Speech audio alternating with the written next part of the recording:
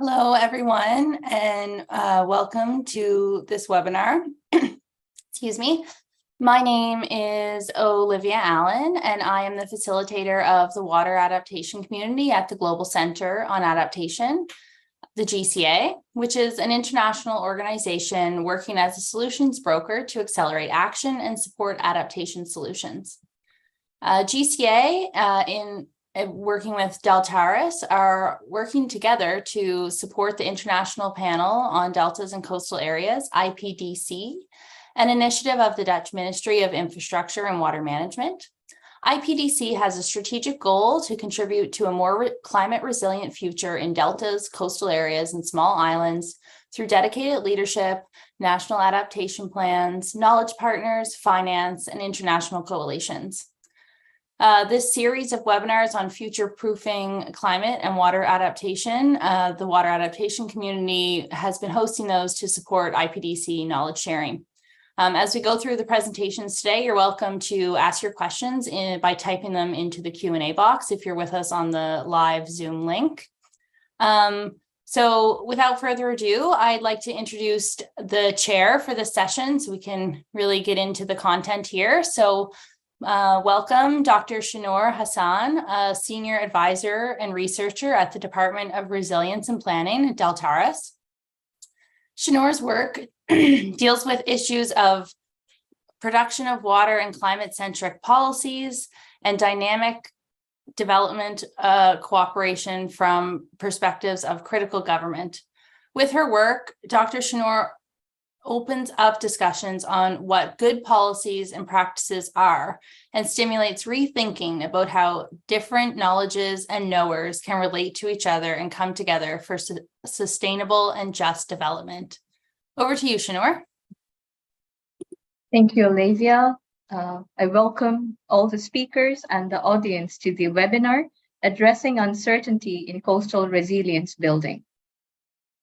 Over the next 1 hour and a half, we aim to showcase coastal adaptation projects and frame how future-oriented planning and risk reduction supports communities and economic resilience.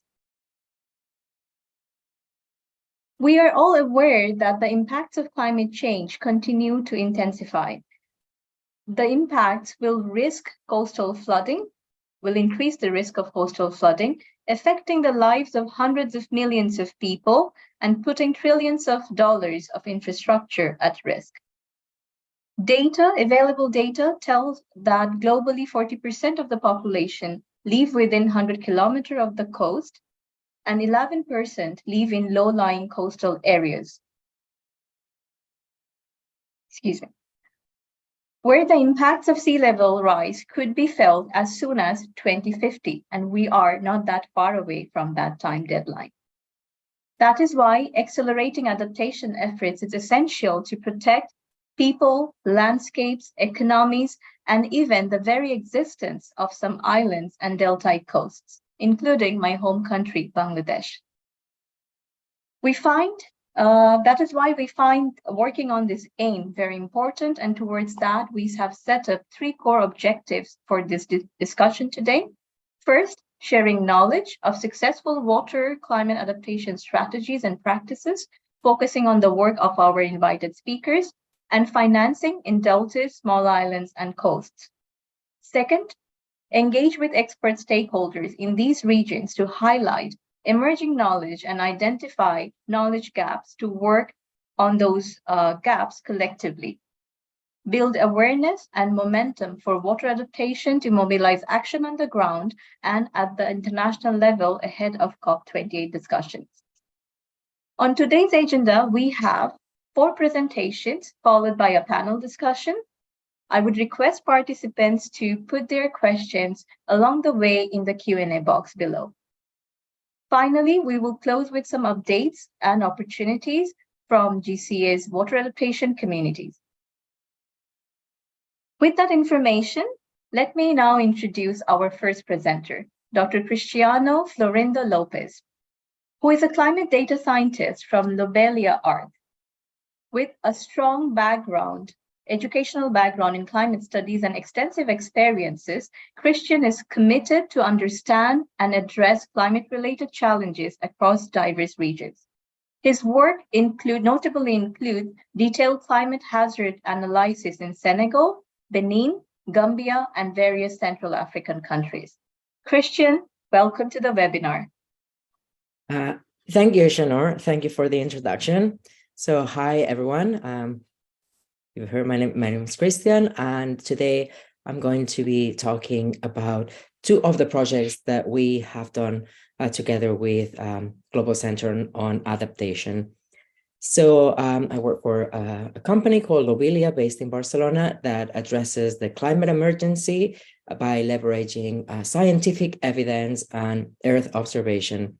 And in these two case examples that I'm going to talk about today, among others that we have participated with, we participated in this one in a consortium with another firm, Royal Haskoning DHV, and in the case of the port expansion for Banjul, also with Cityscape Associates, a local firm from the Gambia. So these two projects are port expansions, both in Banjul, the Gambia, and in Cotonou in Benin. And the goal was to provide a adaptation plan and resilience plan for climate-related hazards. So the way these sort of projects work are in three sort of main steps. First, we identify which are the climate hazards, which are these different climate aspects that are going to change in the future with climate change and how they're going to vary in greater or lesser measure. More importantly, we also address this taking into consideration the uncertainty, how sure we are, what is the sort of the certainty that we have that these changes are going to be in different measure. And we translate that uncertainty into different steps so that once we get to the final one, we understand which is the window of investment or of cost related to those climate hazards. The second step will be the vulnerability stress test, in which we investigate what is the exposure of the different assets of the port and how vulnerable they are to different aspects of these climate hazards. And finally, we bring everything together to provide a climate adaptation and resilience investment rationale, which basically informs this is the cost of doing nothing due to climate-related events. And with this investment, your return is going to be saving this much of the cost and these other social benefits related to that. So we investigated up to 8 different climate-related hazards that have to do with temperatures, precipitation, drought, flooding, and other extremes. And the way we analyze these climate risks, put the pointer.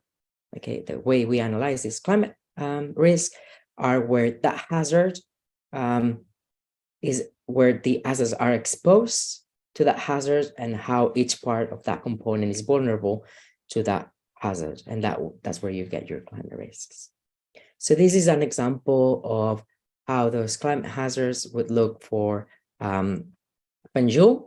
We ran a whole set of climate models and simulations to understand how different scenarios of future climate are going to vary these different types of hazards. And again, most importantly, what is the uncertainty or what is the variation in the outcomes and how sure we can be about those outcomes. And we try to communicate those very clearly to the local agencies, the governments, and the stakeholders as well, so that they understand not just the answer, but the certainty of those. And we can map how those different hazards are going to change, in what measure, and whether they're going to increase significantly or even sometimes decrease. As for the vulnerability stress test, this was done by our partners in Royal Haskoning DHV. They mapped the different components of the asset and they assessed up to 33 different types of risks or of vulnerabilities. And by mapping these different components, they can assess exactly how these different hazards are going to affect the different components of the port and in which way. And that helps us as well in planning and continuing with the resilience and adaptation rationale.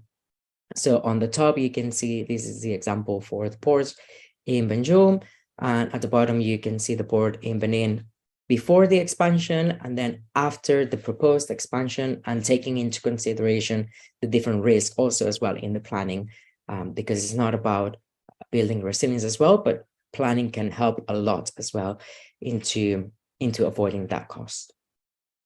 So as a summary of the key insights for these projects, from the climate hazards, it was seen that the most important ones would be, for this case, sea level rise, temperature, and precipitation.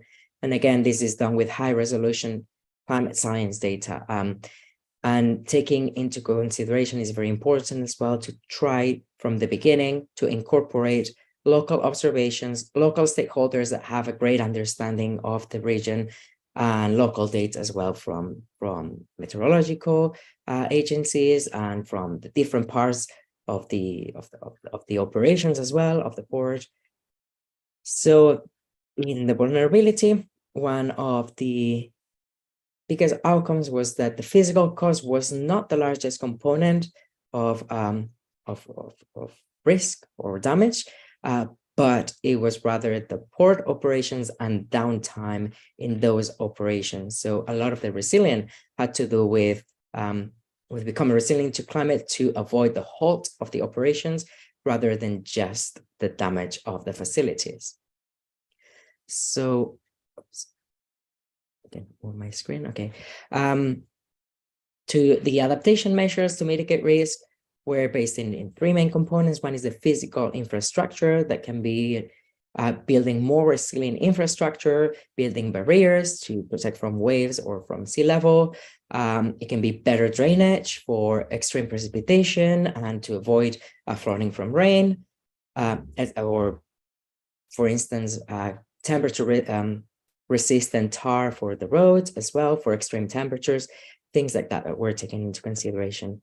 Social as well, like a training for the staff or doing climate sensitive shifts in work to avoid a lot of the downtime could be from extreme temperatures and extreme conditions that avoided the personnel to work.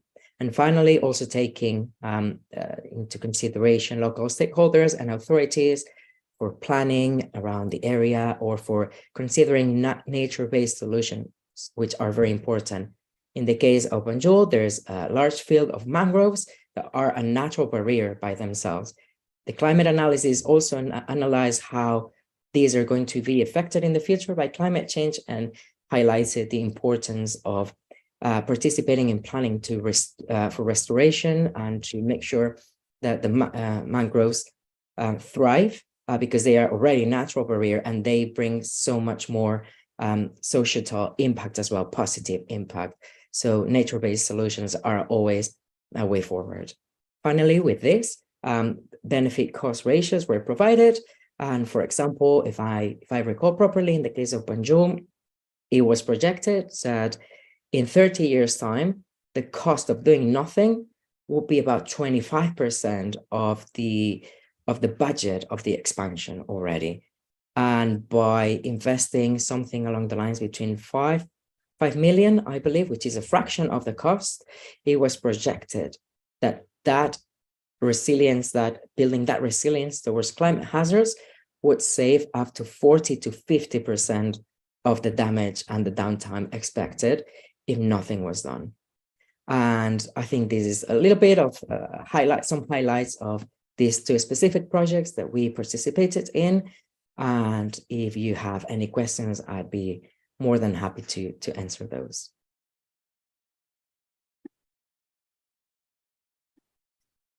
Thank you, Christian.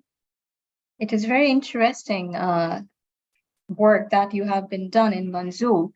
And what strikes me is that how you reiterated that the importance of considering the local knowledge and expertise when developing climate science, in this case, assessing the vulnerabilities and the hazards. Very interesting. I would like to come back and deep dive into your work during the panel discussion. For now, I would like to invite Professor Joseph Okona, who is a Pacific historian and a legal scholar. And currently, Joseph is an assistant professor at the University of Hawaii. His areas of research draws my attention because they are not only interdisciplinary, but also quite innovative. The research areas include Pacific history and law, climate change displacement, land reform, urbanization, constitutional and governance issues in the Pacific. Professor Joseph, welcome. Thank you. Thank you. Can I just share my screen? Please do. Do you need any assistance? Let me try. Can you see the screen?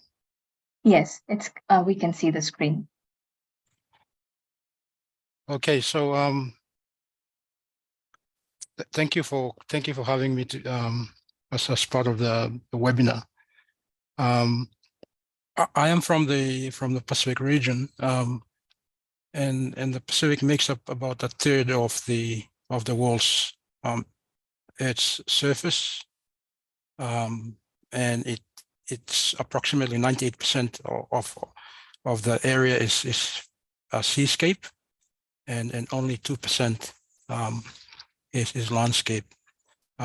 So my discussion will be on the Solomon Islands, and it's a country in the Western Pacific, in the sub-region known as Melanesia, as you can see on the map here.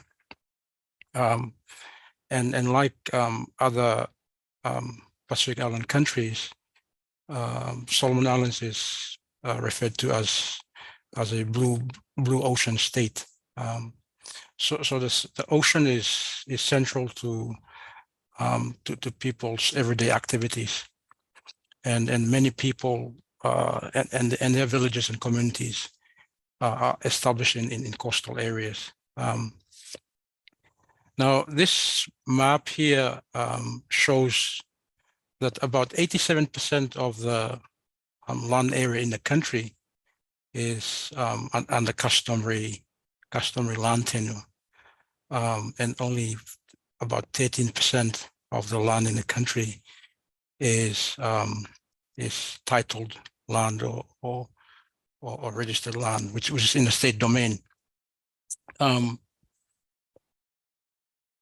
this is a percentage. This is quite similar in other other places like Papua New Guinea and Vanuatu, which are also in Melanesia.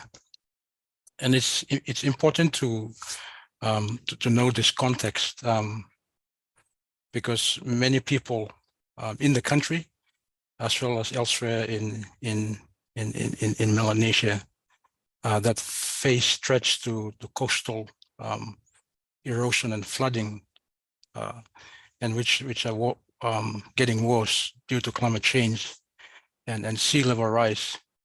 They exist within the customary domain, where the rules of custom apply, and not so much the formal state created laws.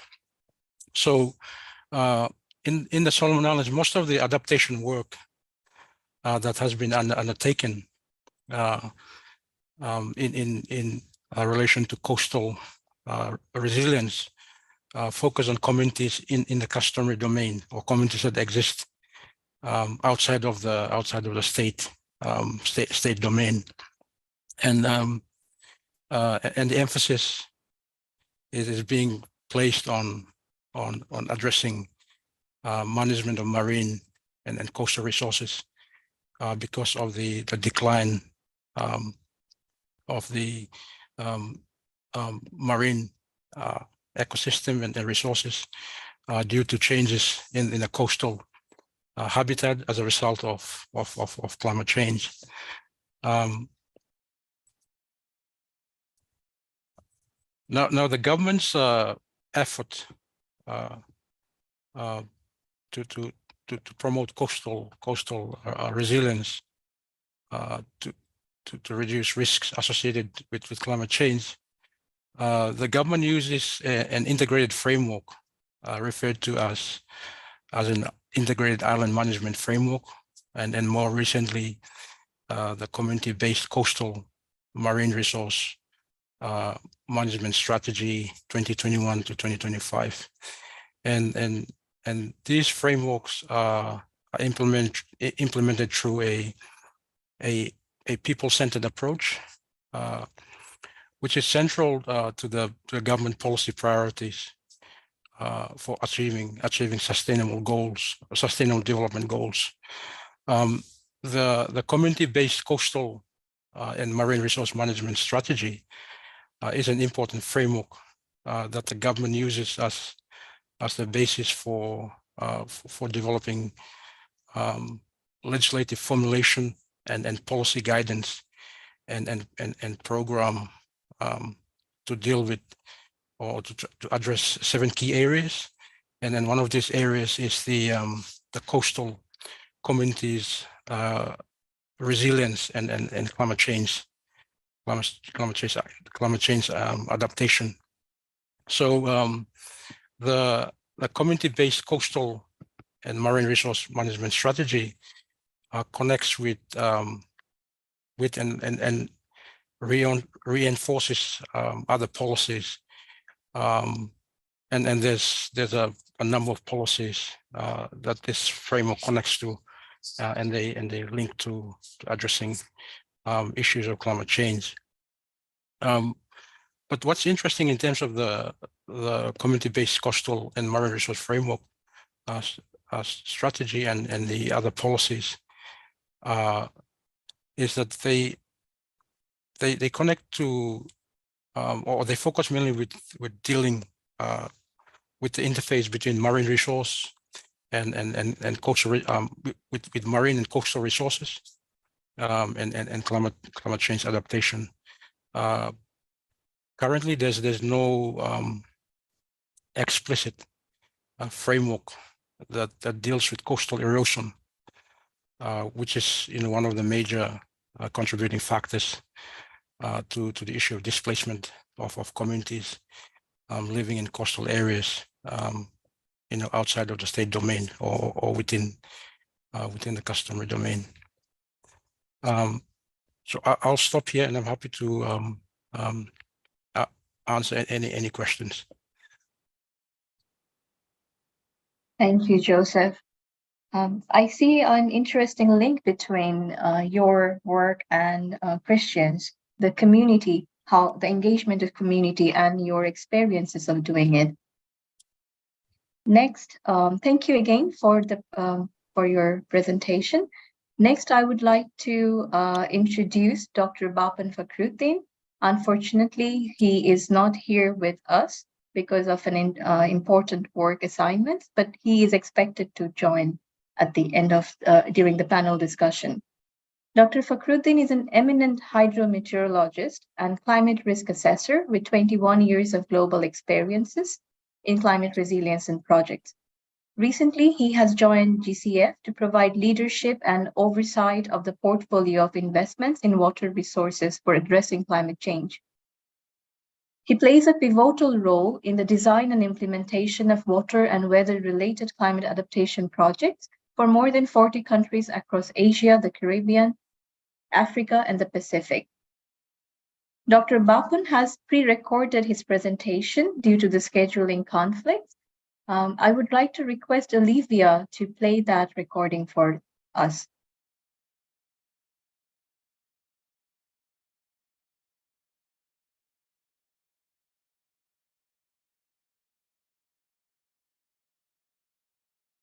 Sorry, I'm just having a small challenge here. Give me 1 second.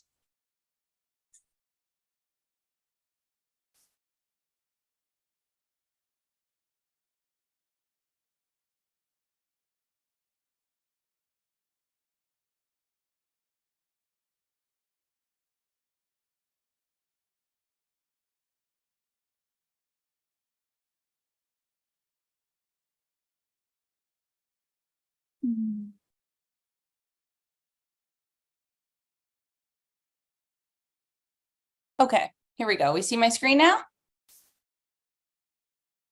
Yes? Okay. Yes.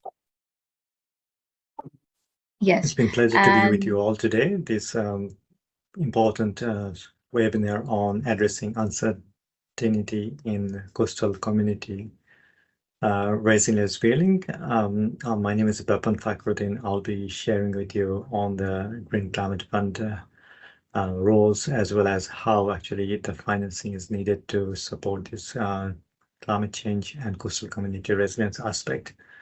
Let me just share with you a couple of slides, what we do as a fund, and happy to take any kind of question or comments after my presentation.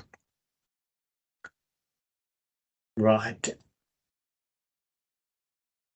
Community alongside the coastal are highly vulnerable, as you all know, and exposed to many hazards. And with this climate change, create more of a complex and cascading impact actually within the coastal community, and making our task actually quite challenging, how we actually improve or enhance the infrastructure as well as coastal community life savings in this particular context. And especially coming from New Zealand, which is also a coastal area, and working on the Pacific, it's actually always in my heart how actually we create a safer and environment for our communities to making them more resilient. I try to look at lots of framework those that exist actually in our globally, as well as in this current situation. And if you look at all those framework that exist, there are numerous frameworks, plans, and as well as literature on various benchmark or indicators that could actually making coastal community resilience. But most of the times, actually, these are fails because of lack of comprehensiveness, lack of inclusiveness, lack of proper coordination mechanism, or lack of standard. And then obviously there is a huge gaps between the demand and supply. The amount of resources we need to making actually a climate proof or climate resilience infrastructure is quite expensive, and how we are going to actually support those things is always a challenge. And when it comes to the complexity or cascading side of it, if you look at a systematic, interconnected, and cascading risk in the coastal communities, is actually multifaceted, multidimensional.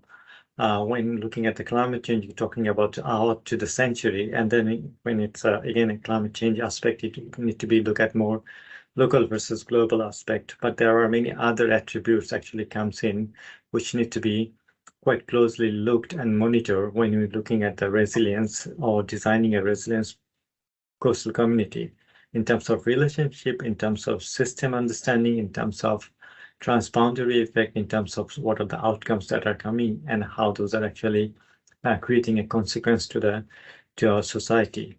But wherever, if you again go back to this framework, there are actually very little you'll find actually those framework able to address such kind of cascading, compounding, or systematic attributes for our coastal community. GCF is a quite unique fund, as you maybe know, that has started from UNFCCC to implement the Paris Agreement. And it's not just a fund, it's providing catalytic support to our community, to our stakeholders, to making society more resilient to the climate change. And as you can see that it's actually more country driven. So we have not only just have a project, but also we have a readiness program to making sure that the country able to access the bigger climate financing, and how actually that could be aligned with the National Development Plan, National Adaptation Plan, as well as if they have a coastal plan, how that could be addressing those things. It's also an open partnership organization. We look at actually, we work with across more than 200 partners who actually are work with us to implement or designing and project from GCF. In terms of, we also provide a balance allocation in terms of 50% mitigation and 50% adaptation. And this is one of the risk-taking organization or risk appetite organization. And also we provide also the financial instrument. This maybe gives you a quite better understanding where DCs are actually sitting in terms of average ticket size. So if you look at the risk averse versus the ticket size, we are actually quite uniquely placed in the middle. And you can see actually there's no other competitor with us because of our also sort of flexibility into the financing. And if you want to make a coastal community resilience with this current situation, you need to be flexible, you need to be adaptive, you need to bring whatever instrument actually could be utilized to enhancing the coastal community resilience. Finally, we also like to change our approach. The way we used to do, we actually trying to change, making it more systematic approach. In the past, we used to do more like a status quo or incremental approach, like our accredited entity or country define the discrete project idea, and then they bring it to us. And rather than that, we actually try to go with more actually looking at how the NDC has been set up, how the NAP actually talking, how the LTS is talking about, what are the systematic climate analysis, what are the climate change risk actually talking about, and how actually you prioritize and identify your adaptation options. And then based on that, how much financial sources and structure is necessary. So we actually look at more on that kind of comprehensiveness aspect to ensuring that actually the finance, whatever we actually channel into the country, is actually usable as well as it create a bigger impact for the climate action. Finally, just I'd like to say that enhancing climate resilience into the coastal perspectives is not so easy, but we need to have innovative solution how we can actually do this kind of enhancement. In this particular case, we are actually quite committed to enhance our access in terms of predictability, to making sure that we have a clear resource pathway for the country to implement their adaptation option or whatever the adaptation priorities, how we can actually speed up the resourcing. Because if you identify a problem now, and if you want to solve it 10 years later, that will not solve the real problem solving. So how actually we can actually enhance the speeding of the resource mobilization, implementation, and disbursement. But then also we need a simplicity, because our country challenges are complex, resources are limited, capacity is also limited. So how actually we create a multilingualism, different other sources, different other tools to simplicity to accessing financing, as well as complementary is quite important. We are trying to leading actually how we can actually more collaborate with other financing, other climate financing, such as adaptation finance, CHEF or CIF, and have a proper alignment to looking at the incubator versus acceleration, and how can actually create a more volume, and then finally how we can actually create a partnership. So with these things, I just maybe like to stop here. I'm happy to answer any questions that you may have after the session. Thank you so much.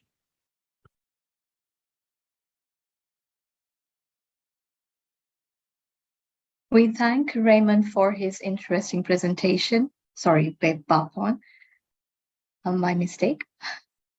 And No we problem. hope. Oh, welcome, Dr. Bapon. It was an interesting presentation, and we would like to get back to you during the panel discussion. Now, I would like to invite my direct colleague from Deltares, Mr. Raymond Pott, who is known as a forward-thinking leader and currently serving as the head of the Department of Safe and Resilience Infrastructure at Deltares. Raymond's expertise lies in enhancing the reliability and resilience of critical infrastructure, particularly in the face of climate challenges. And one of his most influential initiatives is Rethink the Delta, a pioneering public-private partnership. The program is dedicated to climate adaptation, ensuring that the Netherlands and other vulnerable regions remain resilient towards the challenges of climate extremes. Raymond, the floor is all yours. Thank you so much, Shanur. Ladies and gentlemen, today I stand before you to address the challenge of epic proportions, the future of deltas under extreme climate conditions. I'd like to share how an enthusiast group of organizations is currently rethinking our approach to this immense challenge here in the Netherlands and potentially abroad. We are not at the stage of a project yet. We haven't even secured funding. But what we have achieved is a cross-collaboration of roughly 70 parties across different disciplines that would like to think ahead. Because let's begin with a simple fact. The Netherlands is often seen as the best protected and one of the most prosperous deltas in the world. It has a long history of battling the sea. The iconic delta works, built in response to the devastating floods of 1953, are a testament to Dutch coastal engineering and ingenuity. But what lies ahead is a far larger challenge. Taking into account the IPCC low likelihood, high impact scenarios, we must confront the chilling prospects of 2 or 3 meter sea level rise, prolonged droughts, extreme rainfall, and land subsidence. These aren't just coastal related challenges.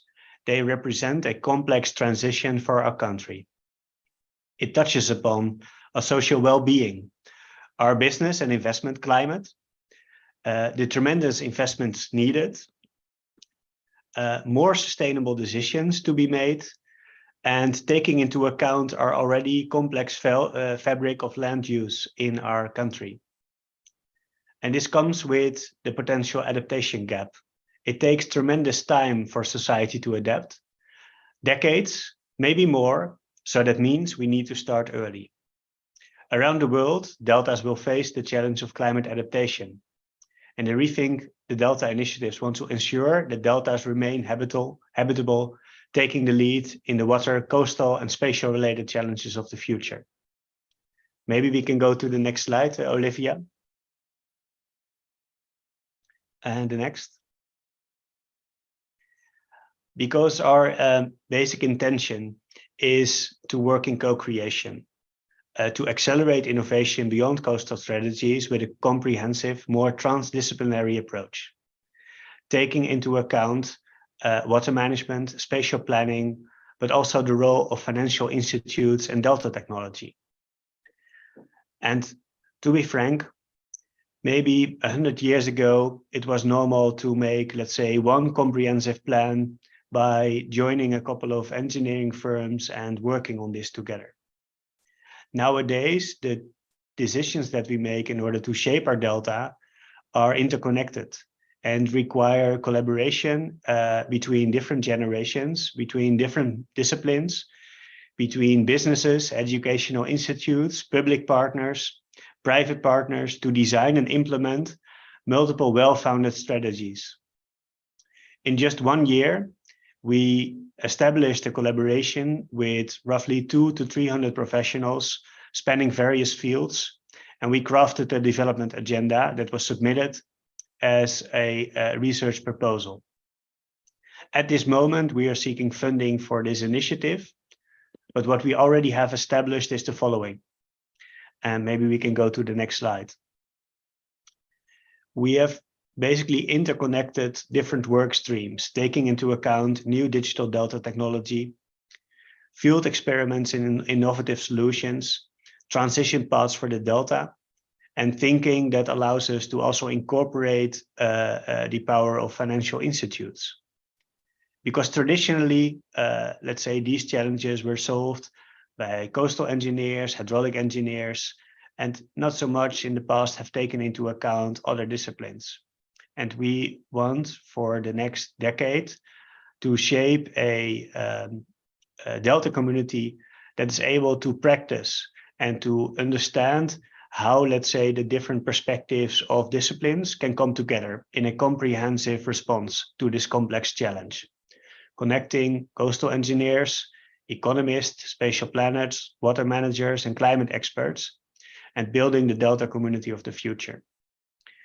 And we need this delta community of the future to also be consistent of young people and to take into account that this will be a challenge of our very vulnerable country that will take decades to come.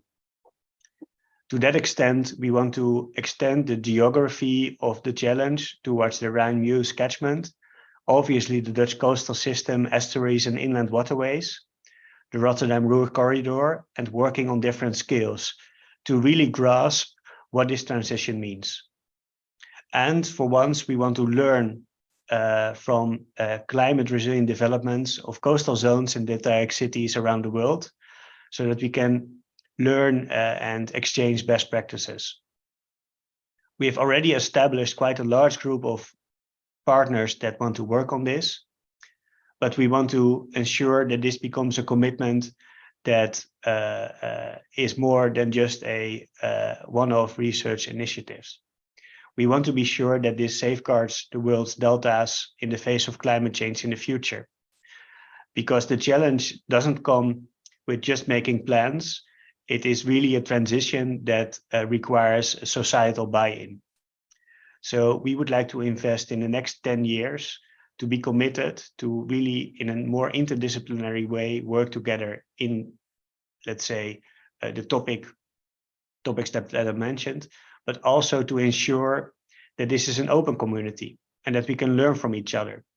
So that means maybe also a different mindset than traditionally is happening in many areas around the world at the moment.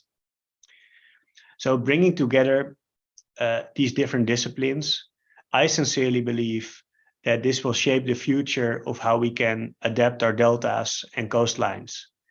And over the next years, we are very much committed to bring this together, to find suitable funds to enable this public and private initiative. And as we embark on this journey, we invite you to join us on this critical endeavor for the challenges of today and tomorrow that really require the demand and collective efforts to make sure by every choice we make in the Delta today, we already think about the future and the decades to come. So I hope with this shared vision, we can together create a resilient world. And if you have any questions or would like to reach out, please feel free in doing so. We are working with lots of partners. We're doing this in co-creation. So I hope that this inspires. And at the same time, we're also still finding our way in how to navigate this tremendous challenge with so many parties together. It inspires me, and I hope it can inspire you as well. Thank you so much. Thank you, Raymond, for the interesting presentation and the sharing of your visions and the call for working together. Can I please request all the speakers to join the panel discussion?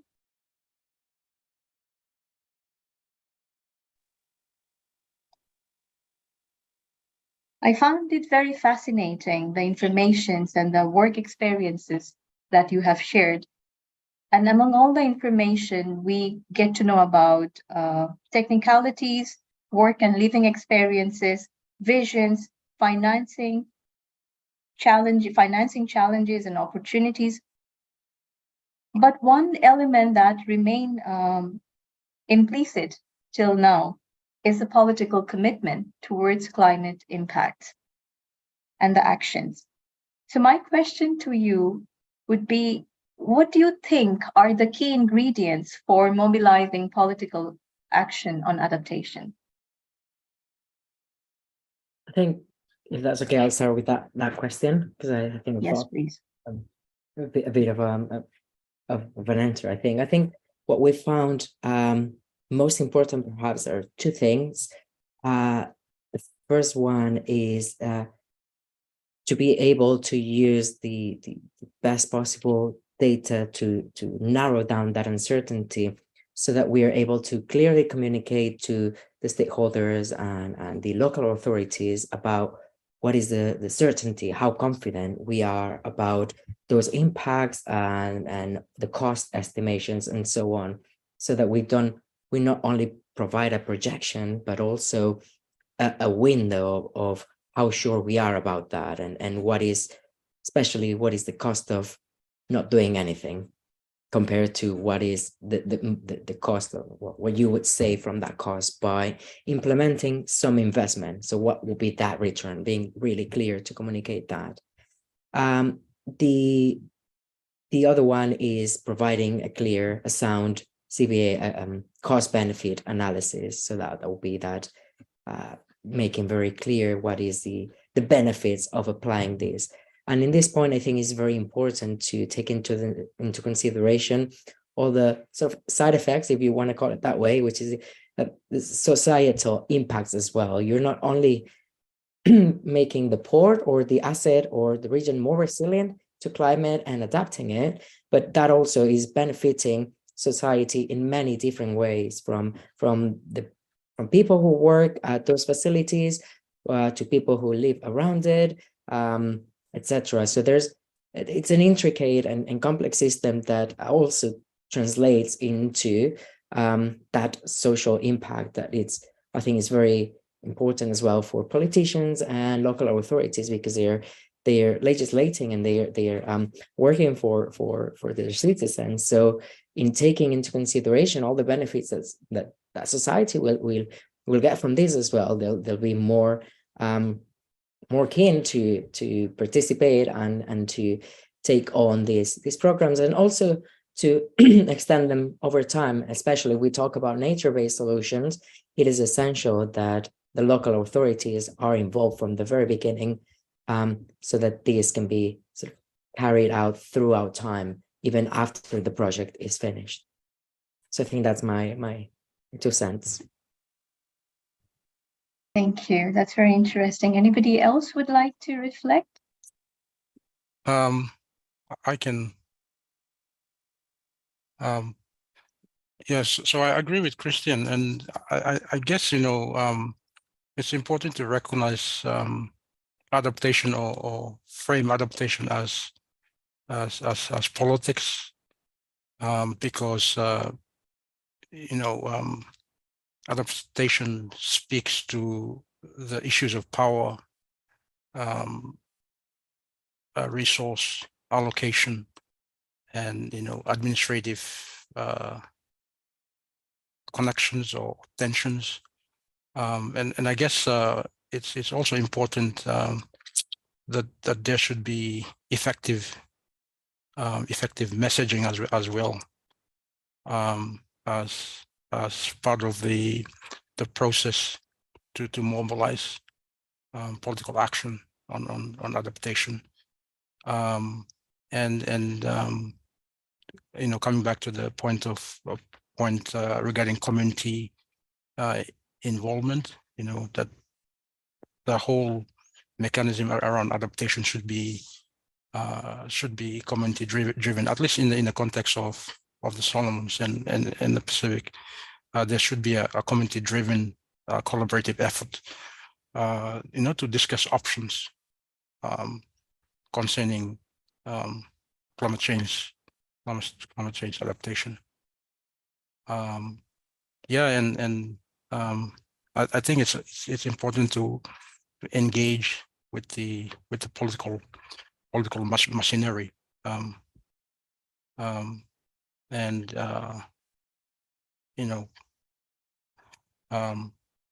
seeing the role of political actors as crucial when it comes to implementation of adaptation options or measures. Maybe I can just top up a little bit and there.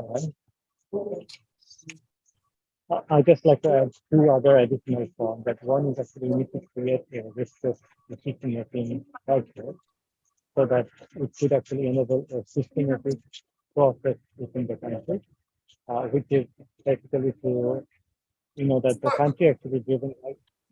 Sorry, Bapon, do you think you could come a little closer to the mic? Maybe it's just a little hard to hear you. That's much better. Thank you. Okay. So I just like to emphasize 2 aspects. One is actually to discuss the decision-making culture within the government system. And second is, as you know, that the whole climate change adaptation actually comes with the NDC as a framework, and then NDC actually leads to a climate risk assessment leads to a adaptation option leads to a prioritization with the national development plan. Often we don't see that kind of actually culture is there. We actually jump either onto a NAP process without looking at what our framework talks about. Often we actually divert our development from the NAP process or never actually prioritize. So those are actually quite important to look at a systematic process having place, and also a risk-based culture are within the government or within the sector to making their adaptation priorities. Thanks. Thanks, Bapan. I assume you have just landed, right? Thank you for Yes, I'm still in the airport. that tells a lot about your commitment to the water and climate adaptation. Thanks for joining. Drawing on the ideas of cost-benefit analysis and social impact, a question that pops up in my mind is that what would be your take on how should the government can manage coastal retreat, for example, about the large-scale, high-risk coastal erosion? Raymond, would you like to share your thoughts on it first? Oh, sure, Shanor. It's a topic where I have to admit I'm not solely aware how this coastal retreat actually works. The dynamics of this, or trying to capture this in sort of a cost-benefit analysis, if I think about this, I feel this in my stomach. And I mean it because the consequences of this can't just be captured in an Excel sheet. This is about communities. It's about a livelihood. It's about, let's say, the area where you foresee that hopefully the future generations also have a place. So I'm not sure how we can convince policymakers to invest in adaptation, or in ways where this coastal retreat can be done in such a way that it takes care of the local societies in a proper way. Like the impact goes beyond, I think, what can be captured in just US dollars or euros or any other currency. So I find this very difficult. And it makes me wonder, and maybe a question to the other panel members, do we have a sufficient baseline or methods to truly visualize the impact of such choices? And aren't there any other ways where we can help policymakers to make informed decisions related to these high impact policy choices that are need to be made at some point?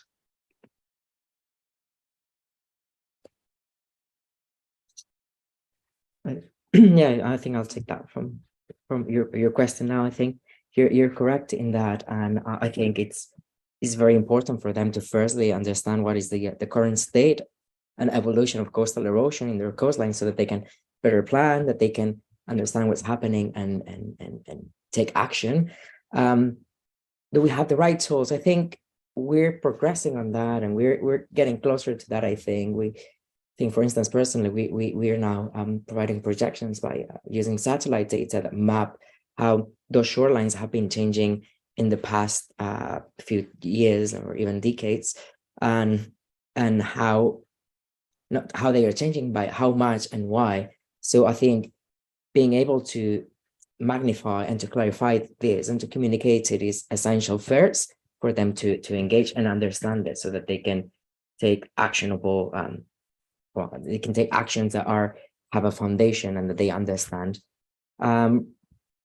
And also, I think, secondly, it's engaging with the experts on the matter, like, for instance, the conservation of dunes and perhaps other nature-based solution that can, prevent the erosion of beaches or the coastlines.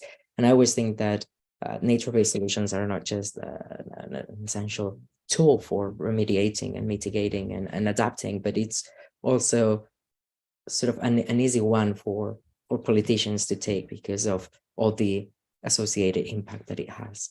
But I think I want to remain optimistic, I think, and I think politicians and local authorities are becoming more aware of climate change and effects, so they're more open to take action. And I think this is slowly changing. So I want to remain positive. Maybe I can just add here on the top of that. The nature-based solution is good, but it's not the only solution that you can actually provide.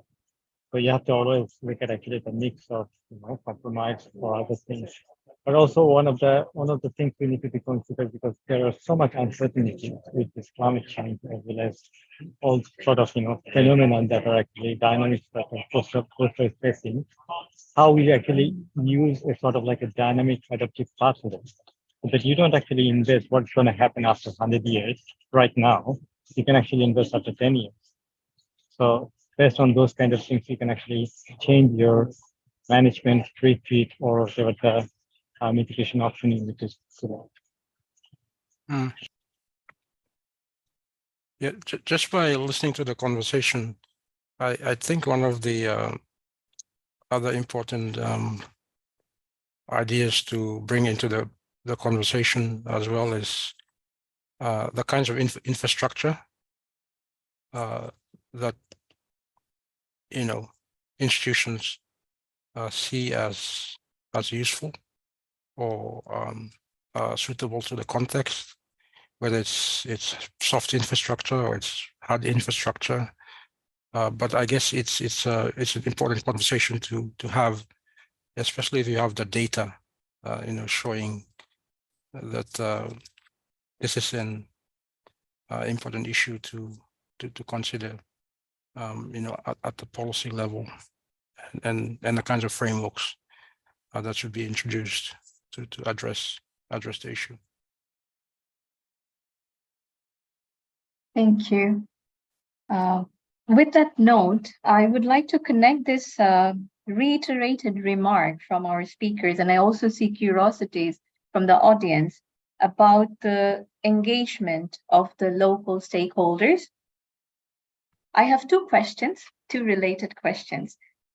First is, how much rooms do you get at your work to ensure meaningful engagements and consider the knowledge and practices of the local communities?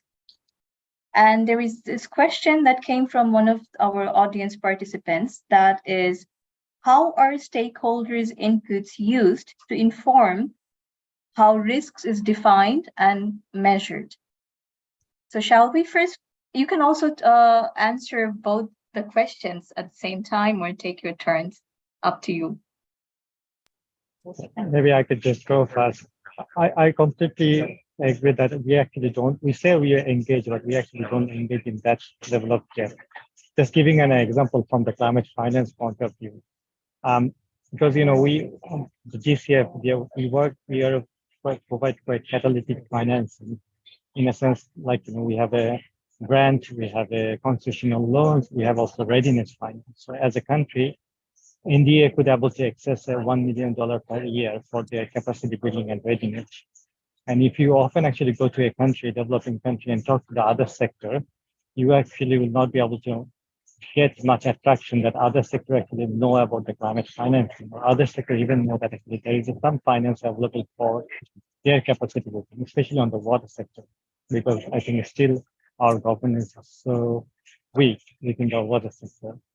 They don't actually doesn't understand properly or doesn't know actually where to have those kind of finance, and which actually represents that there is a lack of actually coordination, stakeholder engagement, and understanding those kind of resources. Those are actually available in the country.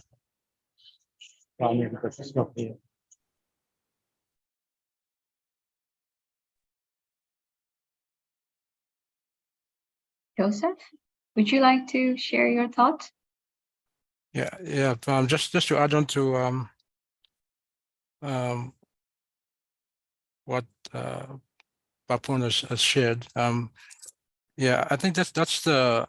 I mean, for the context of the Solomons, and I'm sure in other places in the Pacific, is the linkage between the different levels. How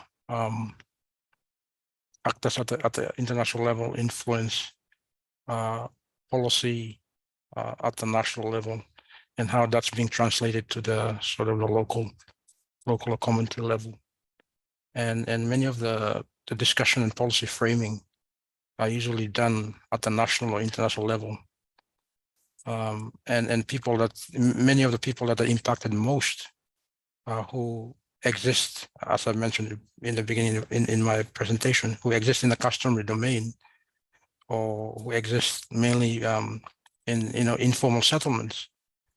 They are not being engaged or are brought into the discussion in terms of the policy. So I guess one of the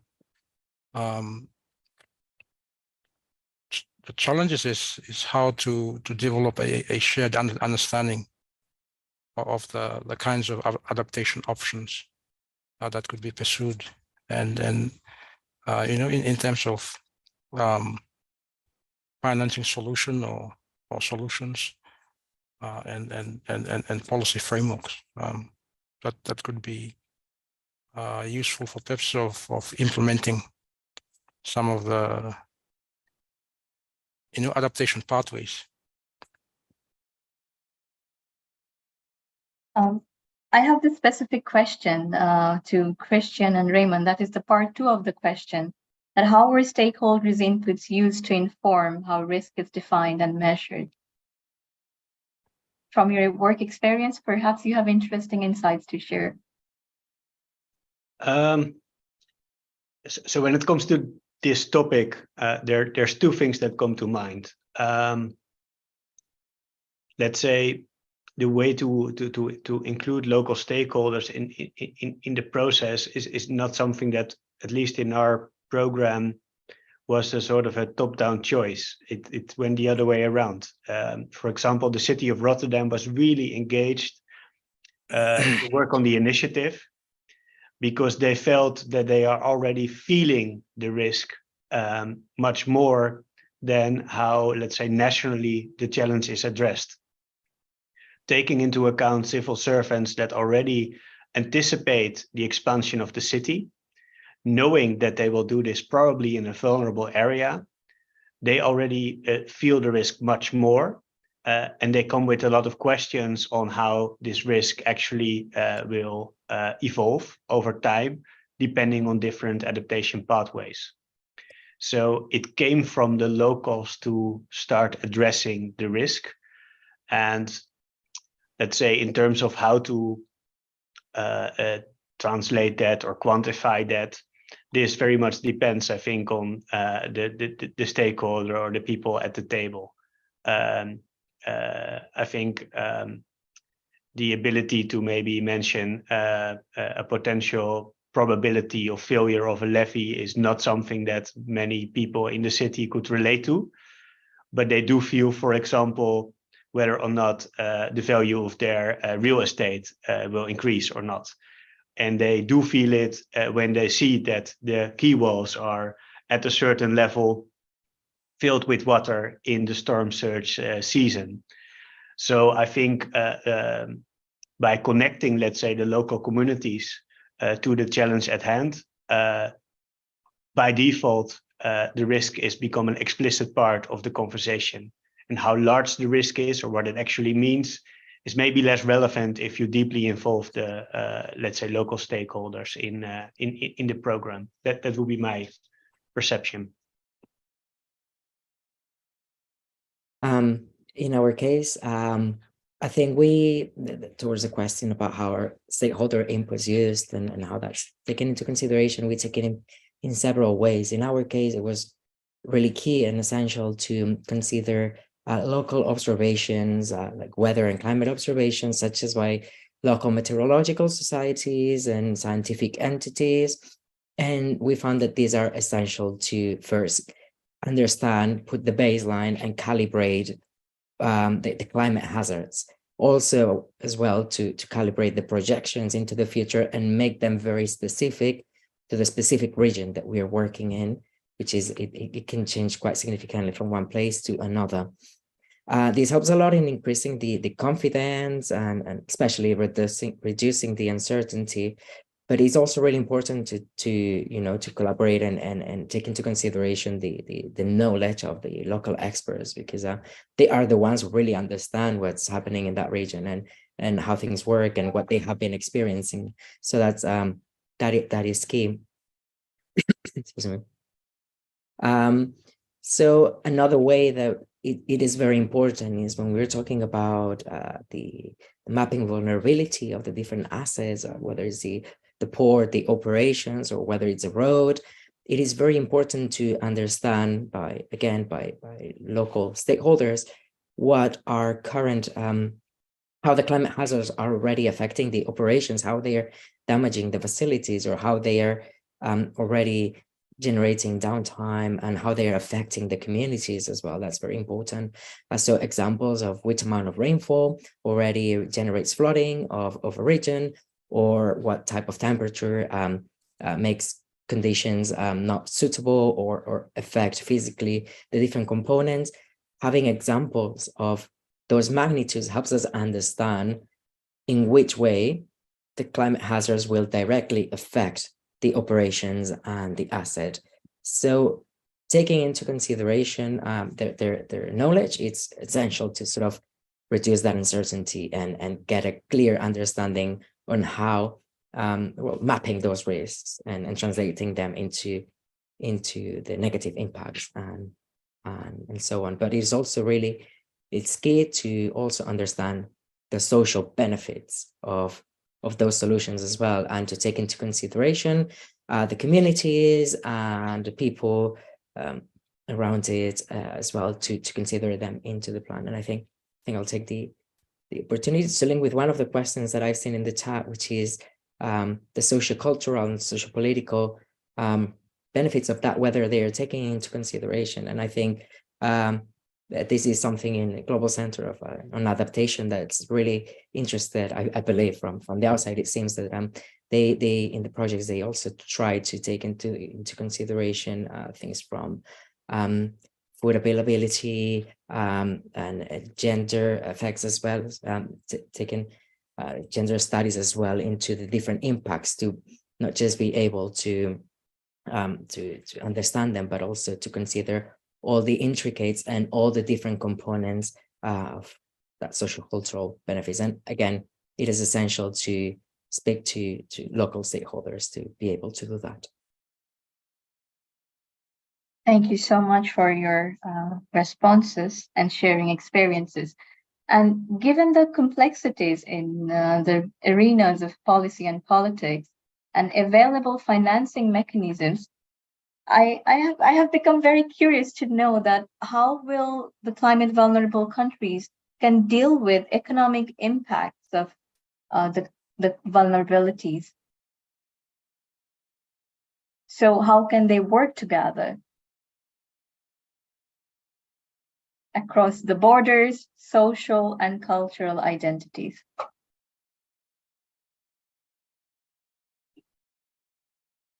Any thought? Joseph, you were sharing your living experiences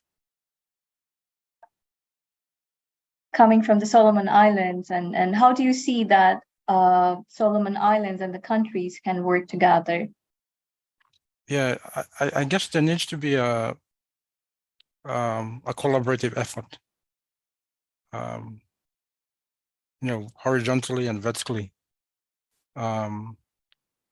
and engage with the science, with technical expertise, and then also take into account the economic factors as well, and creating these linkages are important, and they also will sort of provide a baseline for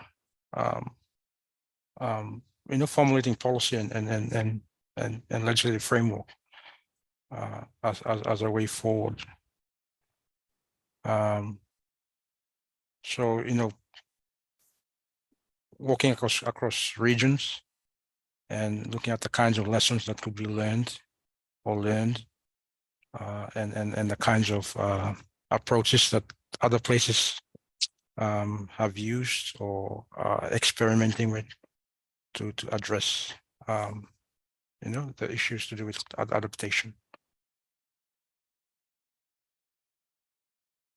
Bapan, I would like to draw our attention to one of the questions that a participant has asked.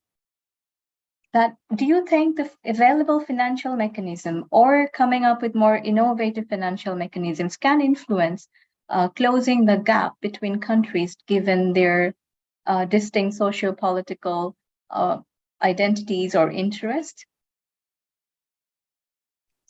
Thanks a lot. That's a very good question you raised. And also, I think I a little bit touched upon in my last slide that the complementarity is quite essential and crucial actually, because the amount of resource that we need, which is the current situation, no one single financing will be able to support. So we need to be collaborative with the work, as Joseph was mentioned in his state, that without a collaboration and coherence, we will not be able to achieve whatever actually need to be achieved and create an impact. And also, I also agree with other question that has been mentioned, that cost benefit is not a best solution to identify. We need to look at the economics as well as financial. The cost benefit talks about financial, the benefit of it, but when you look at it on the economic side of it, it's actually quite different. And then even when you look at the investment side of it, there's a private sector or other entrepreneurs, they always look at actually one ROI, which is like a return of investment. But we need to actually look at more actually double ROI, which is like return of investment as well as return of inclusiveness. Unless you bring the inclusiveness, your ESG doesn't actually work quite well. So we need to be look at those aspects, thinking out of the box, looking at actually how actually you can bring the innovative, not only solution, innovative financing and blended financing to creating a bigger impact, creating not only the sustainability into the program side, but also sustainability into the financial side.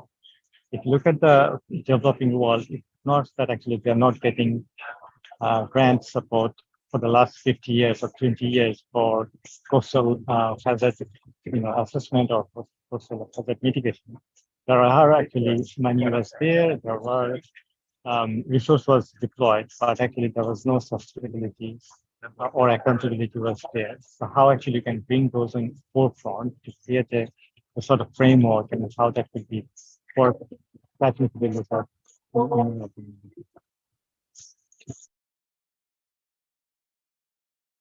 On that positive remark of collaboration and co-creation and forward-looking thinking, I would like to request all our speakers to share their last words or thoughts and reflections.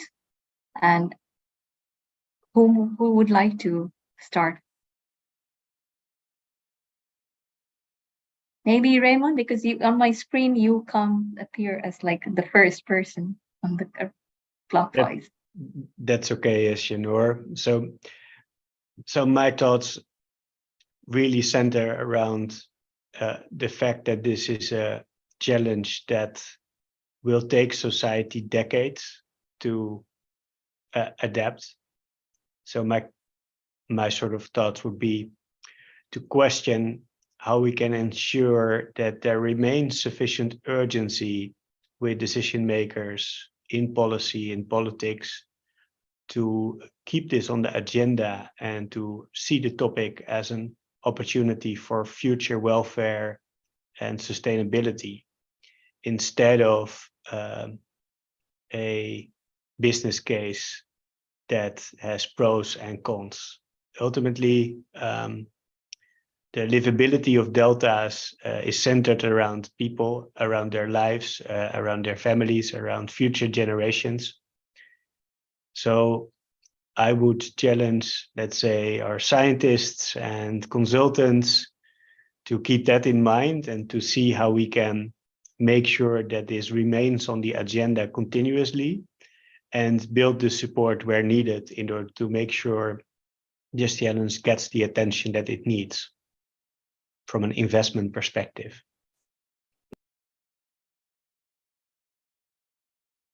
Christian?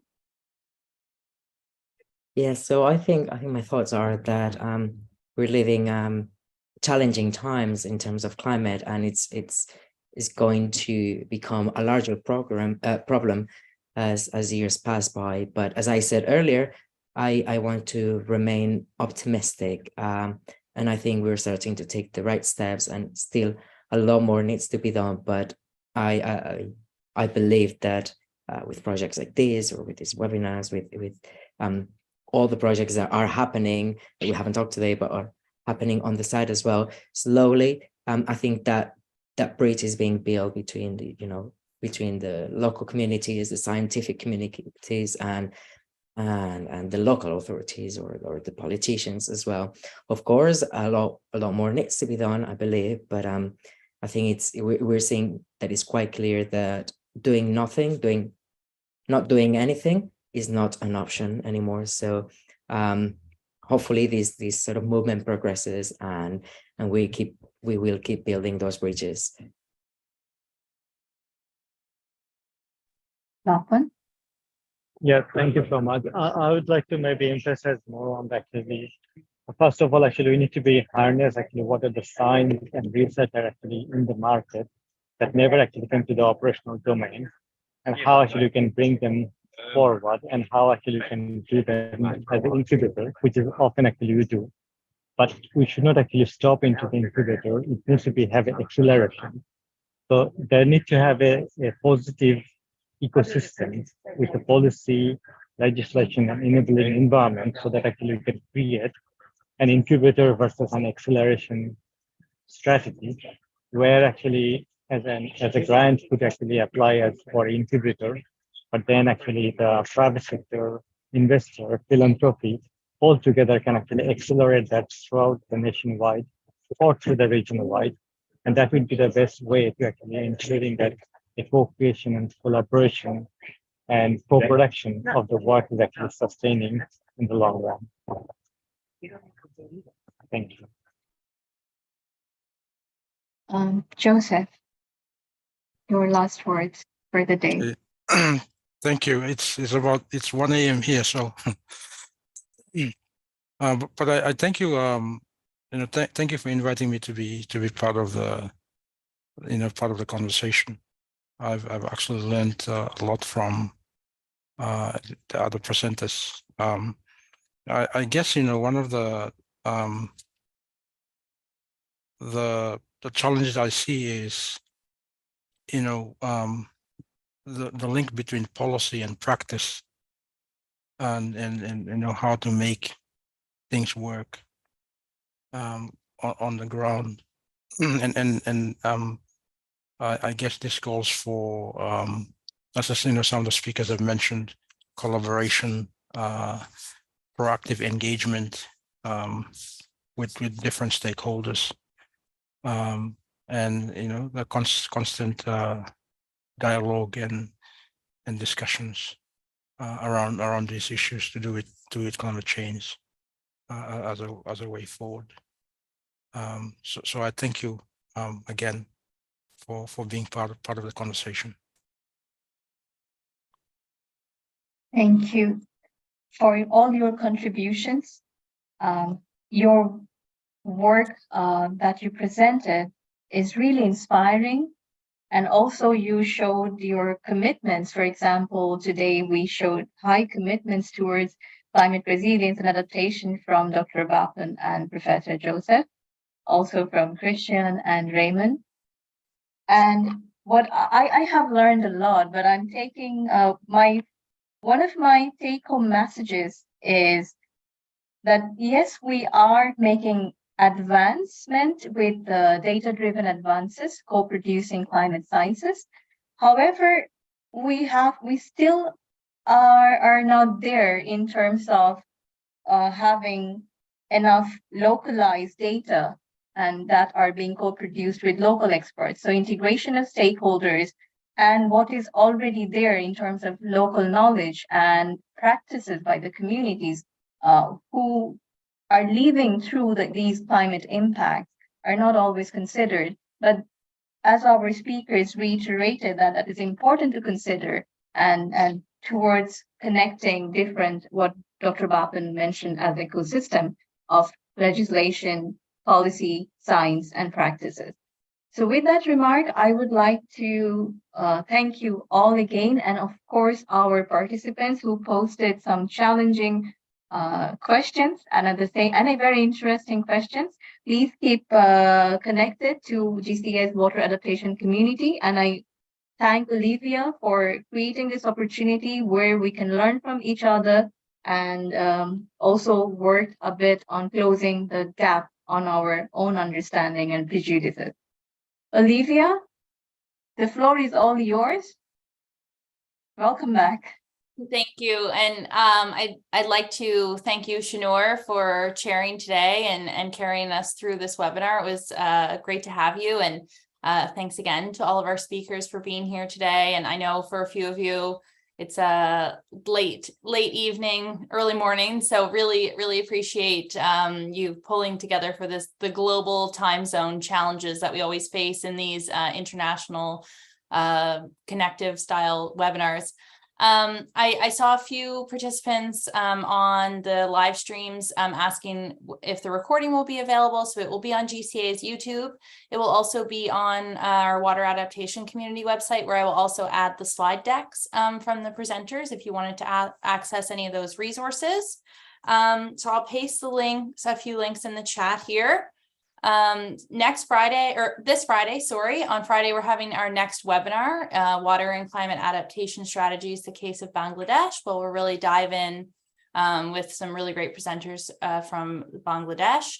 And then I've got there our community website where you can see upcoming events, access resources, and then a direct link to sign up for the Water Adaptation Community newsletter so that you get notifications about future events or any publishings on our shared platform directly to your inbox. So thank you again to all of our participants, everyone who helped behind the scenes to make this webinar happen, and to the presenters and Shanur, thank you so much. We'll talk to you all again soon. Have a great day, everyone. Thank you, Olivia. Thank you. Thank Bye you, bye. Olivia. Goodbye. Thank you all. Thank you. Bye.